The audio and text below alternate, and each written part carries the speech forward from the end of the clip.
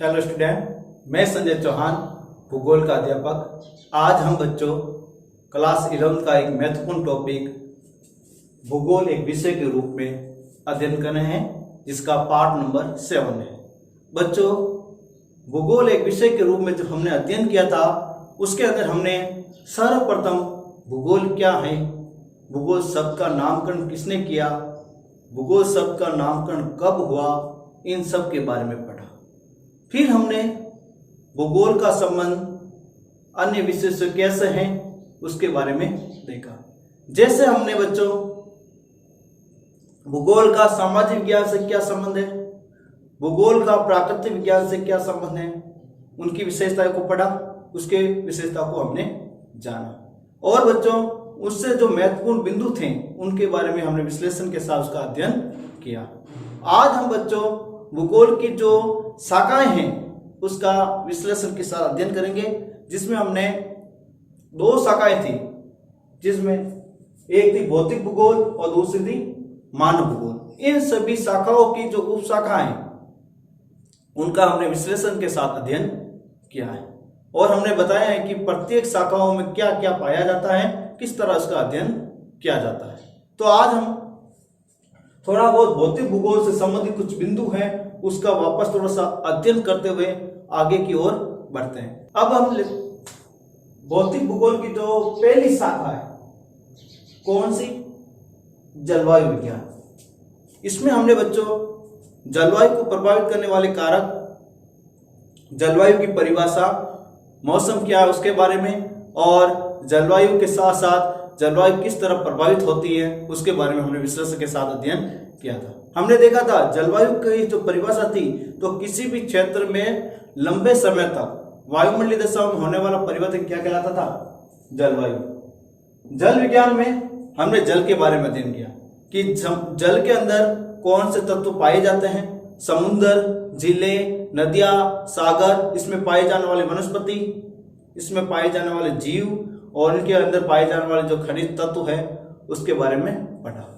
फिर मृदा विज्ञान में हमने मृदा विज्ञान के अंदर मृदा का निर्माण की प्रक्रिया, मृदा के प्रकार, उर्वरक, अनुउर्वरक मिट्टी, मिट्टी को प्रभावित करने वाले कारक, इन सब के बारे में अध्ययन किया। भू आकृति विज्ञान, भू आकृति विज्ञान के अंदर धरातल पर स्थित कहीं पर पहाड़ है, कहीं पर मैदान है, कहीं पर घाटियां हैं, इन सारे भू आकृति के बारे में हमने अध्ययन किया। फिर हमने लिया था मानव भूगोल। कौन सा भूगोल? मानव भूगोल। मानव भूगोल के अंदर बच्चों मानव संबंधित आर्थिक, सामाजिक और राजनीतिक और सांस्कृतिक क्रियाओं का क्या होता है? अध्ययन होता है। इसके बारे में मैंने आपको पहले ही बताया था बच्चों कि मानव भूगोल के जनक कौन है? फ्रेडरिक रेडजेल है। कौन है? फ्रेडरिक। फिर हमने मानव भूगोल की जो शाखा पढ़ी थी, पहली पढ़ी हमने सामाजिक भूगोल, जिसमें सामाजिक, संस्कृति, रीति रिवाज, परंपराएं और वेशभूषा, खान पान, इन सब के बारे में हम अध्ययन करते हैं। सामाजिक भूगोल में लोगों की रहन सहन, खान पान, रीति रिवाज, परंपरा, वेशभूषा, भोजन, इन सब के बारे में क्या होता है? अध्ययन। आर्थिक भूगोल, आर्थिक भूगोल में उत्पादन, वितरण, उपभोग, व्यापार, परिवहन, इन सभी जो तत्व हैं उनका क्या होता है? अध्ययन होता है, जिसके बारे में हमने विश्लेषण के साथ पिछले वीडियो में हमने अध्ययन किया था। राजनीतिक भूगोल, राजनीतिक भूगोल के अंदर राजनीतिक सीमाएं, राजनीतिक पड़ोसी क्षेत्र, आंतरिक पड़ोसी राज्य, या तक कि निर्वाचन क्षेत्र, इन सब के अध्ययन किसमें होता है? राजनीतिक भूगोल में। फिर हम लेते हैं जनसंख्या भूगोल। जनसंख्या भूगोल के अंदर हम बच्चों जनसंख्या, जनसंख्या वितरण, जनसंख्या घनत्व, जनसंख्या वृद्धि, इन सारे तत्वों का क्या किया जाता है? अध्ययन होता है। फिर आवास भूगोल में हम ग्रामीण अधिवास और नगरीय अधिवास, और ग्रामीण अधिवास व नगरीय अधिवासों के प्रकार और उनको प्रभावित करने वाले कारक, इन सब के बारे में हम अध्ययन करेंगे। फिर ऐतिहासिक भूगोल। ऐतिहासिक भूगोल में ऐतिहासिक घटनाओं का अध्ययन होता है, जिसमें इतिहासकालीन घटनाएं देखी जाती है जो भूगोल के साथ जोड़ी जाती है। इस तरह हमने ये सारे इसका अध्ययन किया था। आज के हमारे वीडियो का जो महत्वपूर्ण टॉपिक है वो है जीव भूगोल। कौन सा है? जीव भूगोल। जीव भूगोल के अंदर हम देखेंगे बच्चों कि जीव भूगोल के अंदर जीवों के रहने का स्थान, जीवों की प्रजातियां और जीवों के डीएनए के माध्यम से किस तरह उसका हम अध्ययन कर सकते हैं उसके बारे में देखेंगे। जीव भूगोल का पहली शाखा है उपशाखा जीव भूगोली है। कौन सी है? बायोज्योग्राफी। बायोज्योग्राफी में वहां पर रहने वाले जो जीव जंतु है उसका वैज्ञानिक अध्ययन होता है। जैसे इस शाखा में प्रजातियों के निवास, मतलब कौन सी प्रजाति कहाँ रहती है। जैसे में सहारा मरुस्थल के अंदर रहने वाली प्रजाति अलग है, टुंड्रा प्रदेश में रहने वाले अलग है, सदाबहार वनों में रहने वाली प्रजाति अलग है, और यहाँ तक कि अलग अलग क्षेत्रों की जो प्रजातियां हैं अलग अलग। हम उदाहरण अपने देश का ही ले लेते हैं। हमारे देश के चारों कोनों में निवास करने वाले जो लोग हैं वो सभी जगह पर एक समान पशु नहीं पालते हैं। सभी जगह पर क्या पाले जाते हैं? अलग अलग प्रकार के पाले जाते हैं। कहीं पर गाय अधिक पाली जाती है, कहीं पर भेड़ें अधिक पाली जाती है, कहीं पर ऊंट अधिक पाले जाते हैं, कहीं पर कुक्कुट या फिर मुर्गी पालन अधिक किया जाता है। इसका मतलब यह हुआ कि अलग अलग जगहों पर अलग अलग प्रकार के जीव पाले जाते हैं। निवास क्षेत्र और वैज्ञानिक अध्ययन होता है, और इसका क्या होता है? वैज्ञानिक अध्ययन। अब पहले अपन प्रजाति क्या होता है? प्रजाति देखो, जीवों में अपन क्या होता है? एक ही समान जीव पाए जाते हैं, उससे अपन क्या कहते हैं? प्रजाति। किसी क्षेत्र में एक ही समान क्या पाए जाते हैं? जीव, तो उसे क्या कहते हैं? प्रजाति। तो इसकी परिभाषा क्या होगी? किसी क्षेत्र में एक ही समान जीवों का पाया जाना क्या कहलाती है? प्रजाति। जैसे हमारी जो प्रजाति है होमो सैपियंस है बच्चों। कौन सी है? Homo sapiens. इसी प्रकार अलग अलग पशुओं की, पक्षियों की अलग अलग क्या होती है?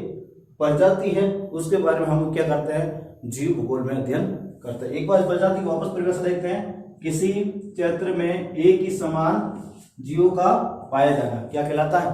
प्रजाति। क्या कहलाता है? जैसे अपन प्रजाति के बारे में जब अध्ययन करते हैं उसके अंदर आपने लिखा होगा डीएनए, आरएनए, इनका अध्ययन होता है, जिसके माध्यम से उसमें प्रजाति या उसके वंश का हमें क्या चल जाता है? पता चल जाता है।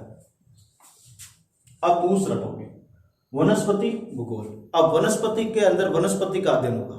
किसके बारे में अध्ययन होगा? वनस्पति के बारे में। यह प्राकृतिक वनस्पति का उसके निवास क्षेत्र का वैज्ञानिक अध्ययन होता है। जो प्राकृतिक वनस्पति कौन से क्षेत्र में कहां पर पाई जाती है उनका क्या होता है? वैज्ञानिक अध्ययन किया जाता है। क्या किया जाता है? वैज्ञानिक अध्ययन। जैसे पहले अपन लेते हैं वनस्पति क्या है। वनस्पति क्या है? सबसे पहली परिभाषा तो वनस्पति की परिभाषा आती है तो सीधी से लिखना है किसी भी क्षेत्र में पाए जाने वाली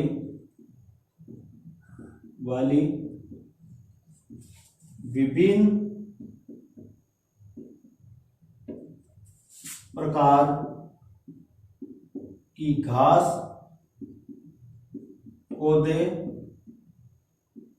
व वृक्ष को वनस्पति कहा जाता है। वनस्पति कहा जाता है। वापस लेना बच्चों, किसी भी क्षेत्र में पाए जाने वाली विभिन्न प्रकार की घास, पौधे व वृक्ष क्या कहलाते हैं? वनस्पति कहलाते हैं। फिर वनस्पति के प्रकार पर देखते हैं तो उनको प्रभावित करने वाले जो कारक है, पहला अपना तापमान, दूसरी मृदा, तीसरी स्थलाकृति करती है, चौथी स्थिति, कौन सी स्थिति? अक्षांशीय और देशांतर।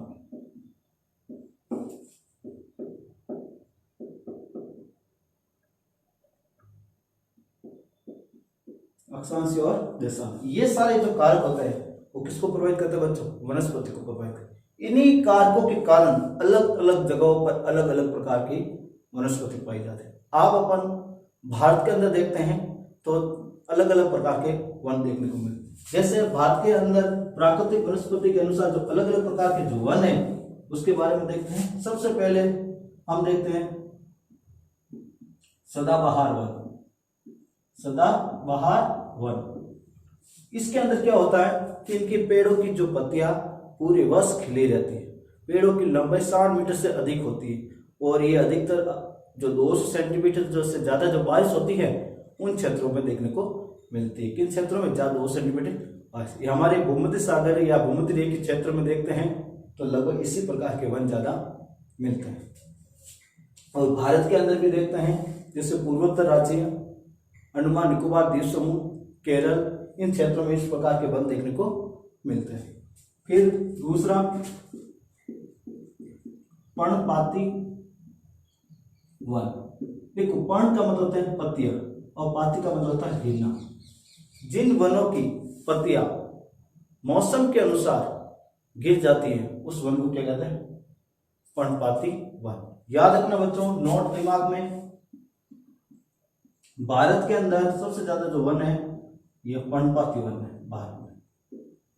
याद रखना, पर्णपाती वन का क्षेत्रफल सबसे ज्यादा है। तीसरा मरुस्थलीय वन, जो हमारे राजस्थान के थार के मरुस्थल के अंदर पाया गया जो वन है, जहां पर पेड़ पौधे की जगह कटीली झाड़ियां पाई जाती है, वो कौन सा हुआ? मरुस्थलीय वन। अगला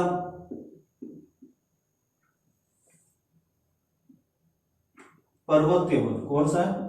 पर्वतीय वन। पर्वतीय वन पहाड़ों के ऊपर पाए जाते हैं, जैसे हिमालय की पहाड़ियां, नीलगिरी की पहाड़ियां और अब और की अरावली की जो पहाड़ियां, उन पहाड़ी क्षेत्रों में पाए जाने वाले जो वन होते हैं, जो कैसे होते हैं? पर्वतीय वन होते हैं, जिनकी आकृति अधिकांश शंकु आकार की होती है। फिर मैंग्रोव वन। कौन सा one? Mangrove one. Mangrove one ऐसे वन होते हैं जिनकी पेड़ों की जो लताएं होती है वो हमेशा जल की तरफ झुकी हुई रहती है या जल की तरफ होती है, उसको अपन क्या कहते हैं? मैंग्रोव वन, जहां पर जीवों का क्या होता है? आश्रय स्थल। इस प्रकार के भारत के अंदर अलग अलग जगहों पर अलग अलग प्रकार की वनस्पति देखने को मिलती है। और आपको मैंने बताया है 5 प्रकार के जो वन होते हैं जो अलग अलग वनस्पति के नाम पर जाने जाते हैं। ठीक है बच्चों, अगला अपना जो टॉपिक है वो है पारिस्थितिक विज्ञान। पारिस्थितिक विज्ञान में जीवों के जो निवास क्षेत्र है उनका वैज्ञानिक अध्ययन होता है। जीवों का निवास स्थान का क्या होता है? वैज्ञानिक अध्ययन। देखो, इसमें इस शाखा में प्रजातियों के निवास स्थिति क्षेत्र का क्या होता है? वैज्ञानिक अध्ययन। मतलब इसके अंदर जैव विविधता जो पाई जाती है, उन जैव विविधता के अंदर पाए जाने वाले जो जीव हैं वो कौन से जीव किस किस जगह पर रहते हैं, उनका हम विश्लेषण के साथ क्या करते हैं? अध्ययन करते हैं। अब इसमें एक शब्द आया है बायो या जैव विज्ञान। ठीक है, जैव विज्ञान क्या है? जैव विभिन्नता क्या है?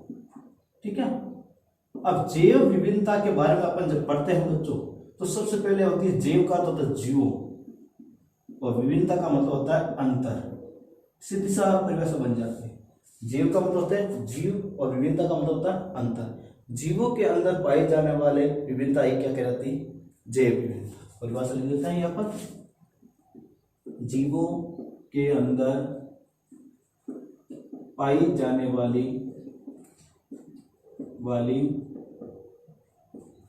विभिन्नताएं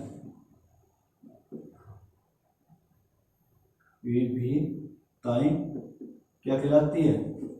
जैव विविधता। जीवों के अंदर पाई जाने वाली विभिन्नता ही क्या कहलाती है बच्चों? जैव विविधता। और जैव विविधता दिवस कब मनाया जाता है बच्चों? 22 मई को। कब मनाया जाता है? 22 मई को हमेशा प्रतिवर्ष जैव विविधता दिवस मनाया जाता है। अब हमारा अगला बिंदु है पर्यावरण भूगोल। पर्यावरण क्या है? पहले तो यह होना चाहिए कि पहले पर्यावरण का मालूम होगा तो इसके बारे में अध्ययन करने में बहुत बड़ा मजा आएगा। तो इसमें पहले अपन पर्यावरण के बारे में लेते हैं कि पर्यावरण क्या है। पर्यावरण के बाद अपन दूसरे बिंदु को लेंगे, उसकी स्थिति के बारे में जानेंगे। ठीक है बच्चों, तो पहले पर्यावरण की परिभाषा को अध्ययन करेंगे, फिर बाद में आगे देखते हैं पर्यावरण। देखो, पर्यावरण को यदि अपन तोड़ते हैं तो परि प्लस आवरण बनता है। मतलब हमारे चारों ओर आवरण किसका होता है? जैव और अजैव का। जैव और अजैव का, उसी को हम क्या कहते हैं, पर्यावरण। पृथ्वी के चारों ओर जैव व अजैव तत्वों का आवरण क्या कहलाता है, पर्यावरण। जैव जिसमें जीवन पाया जाता है, अजैव जिसमें जीवन नहीं पाया जाता। बच्चों, आप स्वयं ही अपने वर्तमान आसपास आवरण को देखो कि आपके आसपास क्या है। आपके पास अपने क्लासमेट के अंदर सहपाठी बैठे हैं तो ये हो गए जैव। इसके अलावा आपकी पुस्तक है, पेन है, दीवार है, ऊपर लगा हुआ हवा खाने के लिए फैन है, ये सारे क्या है बच्चों, अजैव। क्या है, इसमें जीवन नहीं पाया जाता। तो ये सारे तत्वों से हम घिरे हुए हो, और जो हम घिरे हुए वो भाग है, वही हमारा क्या है, पर्यावरण है। क्या है, पर्यावरण। अब पर्यावरण की परिभाषा होने के बाद हम इसमें देखते हैं, संपूर्ण विश्व में पर्यावरण प्रतिबोधन के फलस्वरूप पर्यावरण समस्याएं का अध्ययन होता है। संपूर्ण विश्व के अंदर हम पर्यावरण का अध्ययन करते हैं तो सबसे पहले पर्यावरण के अंदर आने वाली जो समस्याएं हैं उसका अपन विश्लेषण करते हैं। किसका, समस्याओं का। क्योंकि हमारे समस्याओं का जब हम निदान करेंगे तो पर्यावरण एक सुदृढ़, एक अच्छा साफ सुथरा मिलेगा, जिसको हमारे जीवन के लिए अति आवश्यक है।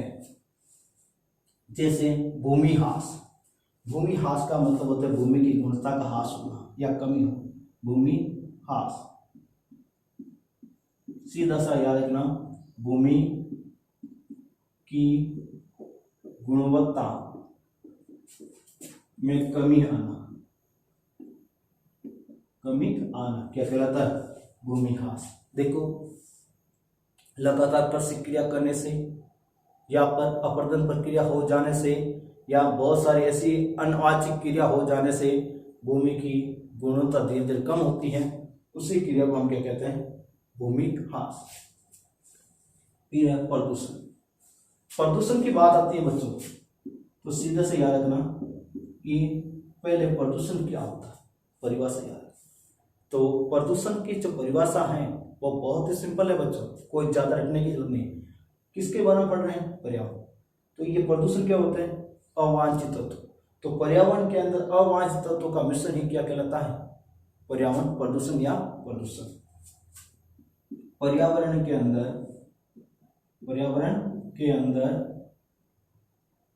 अवांछित तत्वों का मिश्रण। पर्यावरण के अंदर अवांछित तत्वों का मिश्रण ही क्या कहलाता है, पर्यावरण प्रदूषण। दोनों को तोड़कर जोड़ दो, पर्यावरण प्रदूषण। अब यदि प्रदूषण की बात आती है तो प्रदूषण को हम मुख्य रूप से 4 भागों में पढ़ेंगे। पहला वायु प्रदूषण, दूसरा ध्वनि प्रदूषण, तीसरा मृदा प्रदूषण, चौथा जल प्रदूषण। यह हमारी पर्यावरण की महत्वपूर्ण समस्याओं में से एक है। वायु प्रदूषण, इसकी कोई ज्यादा परिभाषा डिफिकल्ट भी नहीं है बच्चों। जब वायु के अंदर, परिभाषा क्या होगी बच्चों, जब वायु के अंदर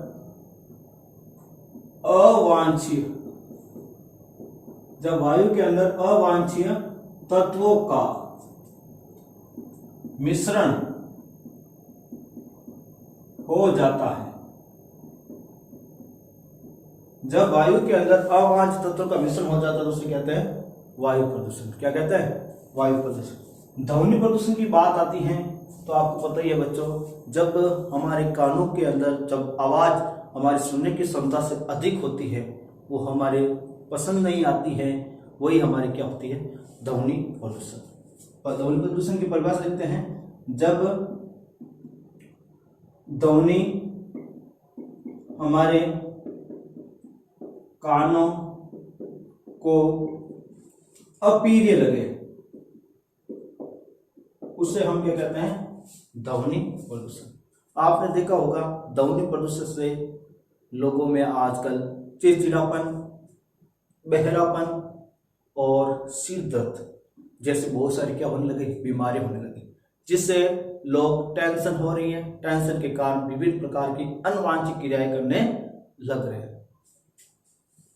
मृदा प्रदूषण, देखो मृदा प्रदूषण में क्या होता है कि जो मिट्टी होती है उसके अंदर अवांछित तत्व जैसे उद्योगों का केमिकल, रासायनिक और खाद डालते हैं, कीटनाशक डालते हैं, उससे ये क्या हो जाती है, भूमि प्रदूषित हो जाती है। देखो जब मृदा में अवांछित तत्व जैसे रासायनिक खाद, कीटनाशक और उद्योगों से निकलने वाला अपशिष्ट,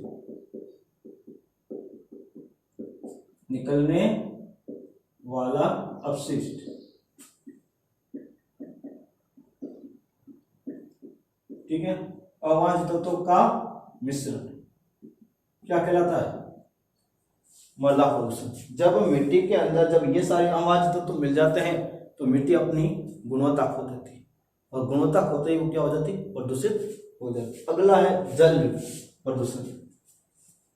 जल प्रदूषण की जो परिभाषा है बच्चों आपको पता ही है, जल आजकल विभिन्न प्रकार के रासायनिक क्रियाओं के द्वारा, मूर्ति विसर्जन के द्वारा, हमारी प्राचीन संस्कृति के कारण क्या हो रही, प्रदूषित हो रही। तो इसमें लिखते हैं जल के अंदर अवांछनीय तत्व जैसे उद्योगों का अपशिष्ट, ठीक है, रासायनिक उर्वरकों,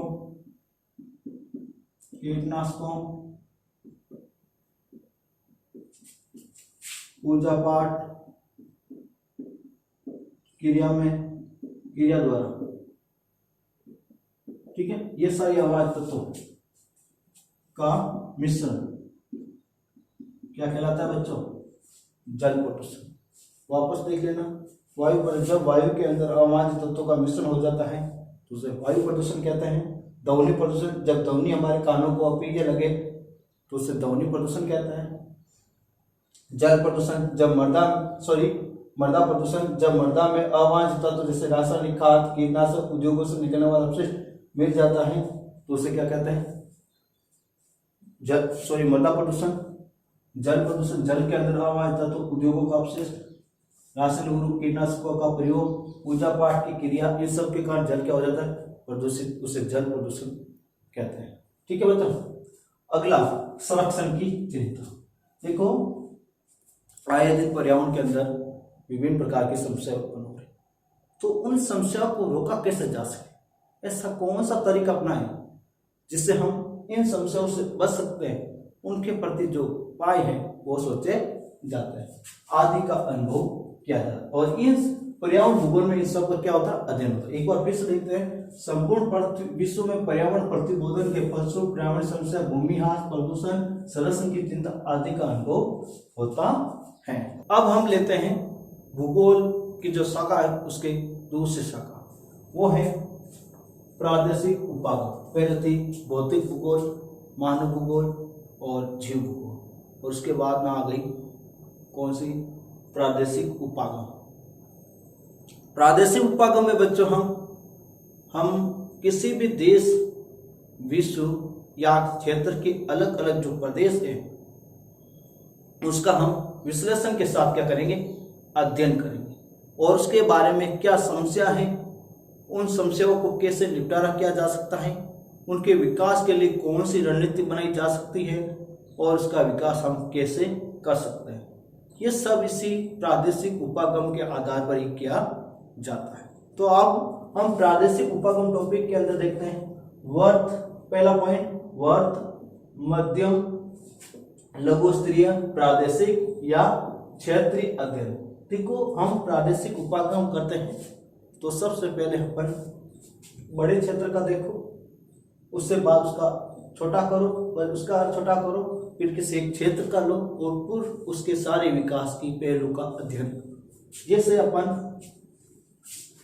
पार्टियों के, अपन सरकार के आधार पर अपन समझ लेते हैं। इसके आधार पर, सरकार के आधार पर, जैसे पहले हमारी कौन सी आती है, केंद्र सरकार, फिर कौन सी आती है, राज्य सरकार, फिर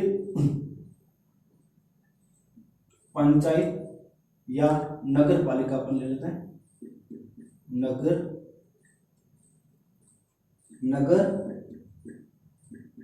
पालिका, फिर ग्राम पंचायत। इस तरह अपन छोटे स्तर पर चलते हैं। अब अपन का पूरे देश का विकास करना है। क्या करना है, विकास करना है। अब हम सीधा ही देश का प्रधानमंत्री इस छोटी कई तक अध्ययन कर सकता है क्या, विकास कर सकता, नहीं कर सकता। इसलिए विकास के लिए इन सबको छोटी छोटी इकाइयों में बांटा गया। केंद्र क्या हो गया, वर्त इकाई, ये होगी राज्य मध्यम इकाई, और ये दोनों क्या हो गई, लघु इकाई, जिसके माध्यम से हम उस क्षेत्र के बारे में हम या उसके पूरा क्षेत्र उसका अच्छी तरह से हम विकास कर सकते हैं। जैसे केंद्र है, पूरे देश के विकास के लिए, राज्य के लिए योजनाएं बना था। किसके लिए बना था, राज्य के लिए। तो क्या हो गया, राज्य होता है वो सभी जिलों और नगरों के लिए क्या बना था, योजना बना था, वो हो गया मध्यम। नगर फिर अपने वार्ड हैं उनके बारे में योजना बनाता है, और ग्राम पंचायत हैं तो अपने वार्ड के अंदर पंचायत का या वार्ड सेक्टर है या गांव के छोटे मोटे जो मोहल्ले हैं उनके विकास की क्या बनाता है, योजना बना। इस तरह विकास हम वर्ग, मध्यम, लघु स्तर, प्रादेशिक क्षेत्र का अध्ययन करते हैं। दूसरा बिंदु, ग्रामीण इलाका, ग्रामीण या इलाका नियोजन, गांवों का विकास योजना या इलाका का विकास योजना वो करना, तथा शहर और नगर नियोजन सहित, और गांव और शहर का और नगरों का नियोजन और प्रादेशिक नियोजन, ये सब इसको अंदर लिखा जाता है। एक शब्द आया है नियोजन। नियोजन क्या होता है, तो बच्चों इसके यदि परिभाषा पूछते हैं तो बहुत सिंपल है, किसी कार्य को करने से पूर्व बनाई गई योजनाएं क्या कहलाता है, नियोजन। क्या होता है, नियोजन। वो भी प्रादेशिक, मतलब किसी प्रदेश के विकास के लिए बनाई गई योजना क्या कहलाती है, प्रादेशिक नियोजन, जिसको हम खंडी नियोजन और एक ब्लॉक नियोजन, इस तरह अलग अलग टुकड़ों में बांटकर उसका अध्ययन हम कर सकते हैं। अब प्रादेशिक विकास, हम जब किसी प्रदेश की योजना बना लेते हैं और योजना वो उनकी समस्याएं और विकास की प्रवृत्ति को देखकर बनाई जाती है, और उससे अपन जब योजना बन जाती है और उसी योजना के अनुरूप हम काम करेंगे तो उस प्रादेशिक क्षेत्र का क्या हो जाएगा, विकास हो जाएगा। क्या हो जाएगा, विकास हो जाएगा। जैसे एग्जाम्पल के रूप में आप बच्चे बैठे हो क्लास में और मैं प्रत्येक बच्चों का नियोजन करूं, कौन कितना होशियार है उनका मूल्यांकन कर लूं, और फिर मैं उसके आधार पर आपको पढ़ूंगा, तो होशियार से होशियार बच्चों को समझ में आएगा और कमजोर से कमजोर बच्चों को समझ में आएगा, जिससे इस पूरी क्लास का क्या हो जाएगा, विकास हो जाएगा। इस पूरी क्लास का क्या हो जाएगा, विकास हो जाएगा, मतलब अच्छे अंक पूरी क्लास लेकर आ जाएगी। अगला बिंदु देखते हैं, प्रादेशिक विवेचना और विश्लेषण। हम प्रादेशिक विवेचना का हम क्या करेंगे, उसका सेक्टर में जाए, एक एक छोटी समस्या लें, उनका उजागर करें, उनके बारे में समझें, परखें, इन सब से योजनाएं बनाएं और विकास करें। तो ये सब किसमें आएगा, प्रादेशिक नियोजन और विश्लेषण के अंदर माना गया है। दो ऐसे पक्ष हैं जो सभी विषय के लिए उभयनिष्ठ और सर्वनिष्ठ होते हैं। दो ऐसे पक्ष हैं जो सभी के लिए मान्य होते हैं, जैसे दर्शन, भौगोलिक चिंतन, भूमि और मानव, अन्य प्रक्रिया मानव वस्तु की।